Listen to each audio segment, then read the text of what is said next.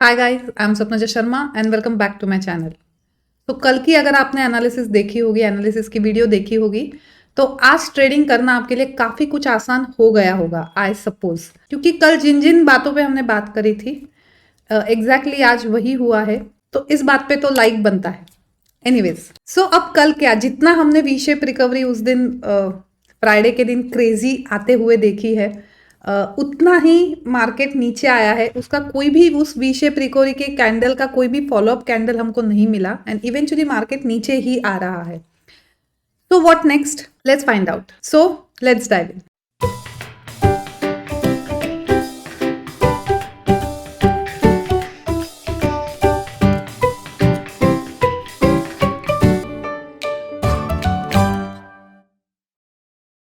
All right, again will start with daily time frame and as we can see यहाँ पे एक फिर से इसी रेंज में नीचे की तरफ कैंडल आई है और आज की कैंडल काफी कुछ स्ट्रॉन्ग कैंडल है।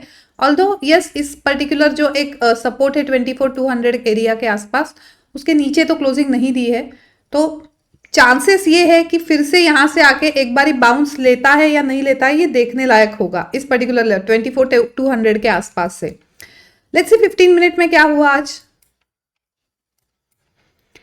कल जो हमने बात करी थी कि बिलो 24,600 अगर मार्केट सस्टेन होता है, मतलब कल के ट्रेडिंग सेशन के लो के नीचे अगर मार्केट सस्टेन होता है, इवेंचुअली वो 24,400 तक आ जाएगा। पहले हमारी लेवल थी 24,500 के आसपास, फिर हमने उसको ड्रैग किया था 24,400 पे, क्योंकि इसके नीचे अगर सस्टेन रहता है तो एक अच्छा फॉल देखने को मिल सकता था बिल्कुल, और जो 500 पे डेफिनेटली नहीं रुकता। हुआ भी ऐसा ही।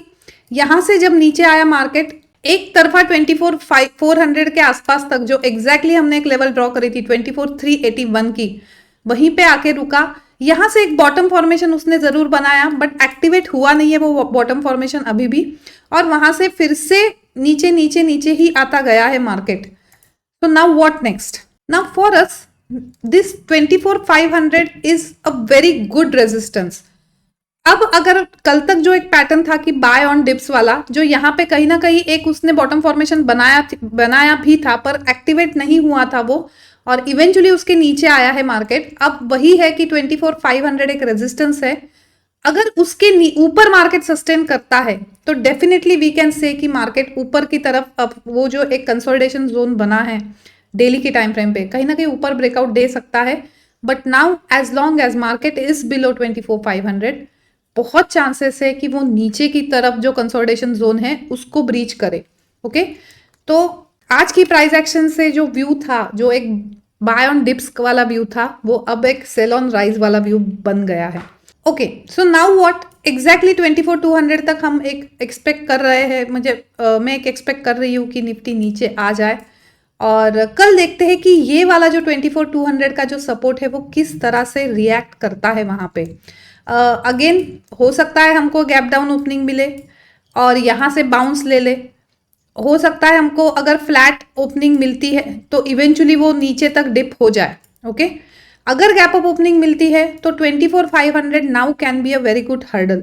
सो इन केस ऑफ गैप अप, अगर वो 24,500 के ऊपर सस्टेन होती है तो अगेन व्यू जो है वो बदल जाएगा।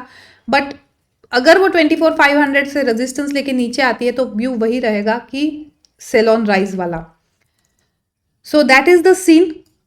इन case of gap up opening, of course 24,200 के आसपास अगर ओपन होता है निफ्टी, तो एक बारी अगर आपके ओवरनाइट शॉर्ट्स है तो बुक कर लेना, because this is again very very crucial level. हमने ये जो है एक अच्छी खासी बाइंग आते हुए देखी है यहाँ से। सो डेफिनेटली एक बारी यहाँ पे एक हॉल्ट लेना बनता है।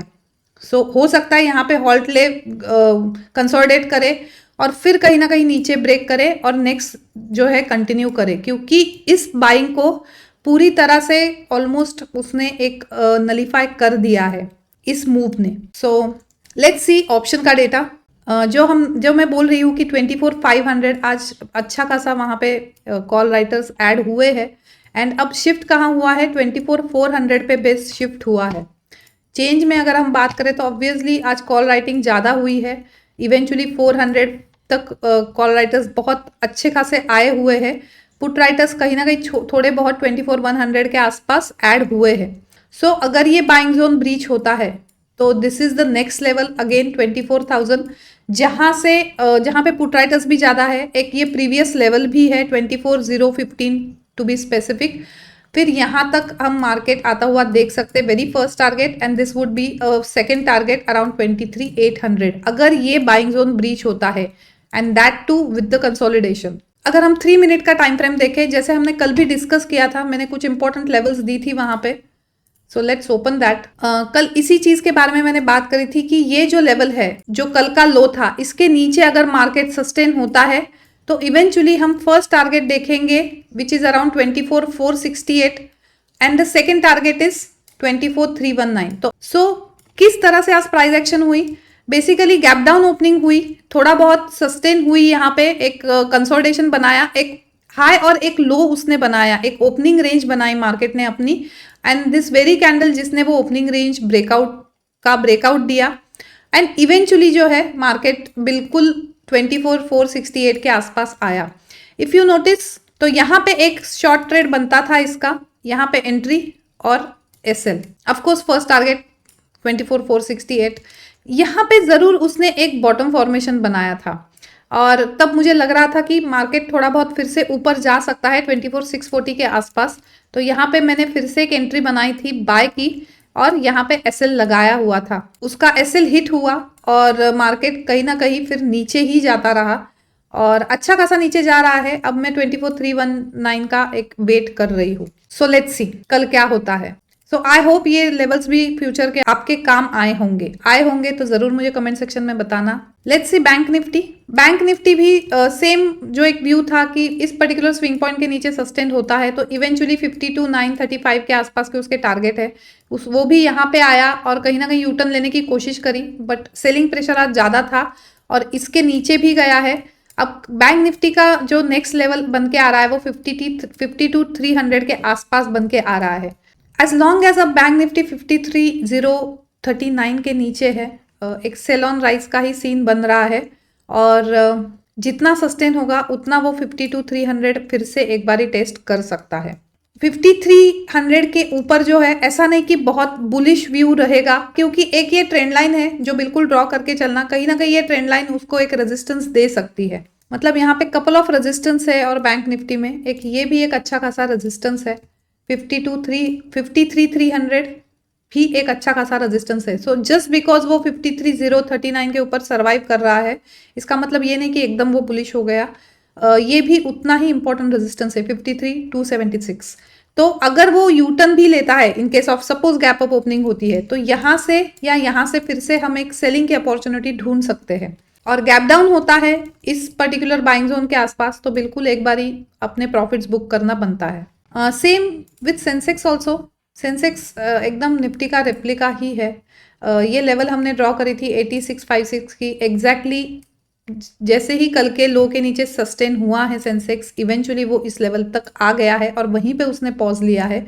अब सेंसेक्स के लिए जो नई लेवल है, जो बाइंग जोन है, ऑफकोर्स एक ये एरिया है जहाँ से एक बाइंग हम एक्सपेक्ट, एक बाउंस तो हम एक्सपेक्ट कर सकते हैं। सो सेंसेक्स में जो है 8249 के आसपास से हम एक बाउंस एक्सपेक्ट कर सकते हैं। अगर ये आज का ये 8656 की लेवल ब्रीच होती है तो ऊपर की तरफ उसको अगेन ये दो रेजिस्टेंस फेस करने पड़ सकते हैं, एक ये और एक ये।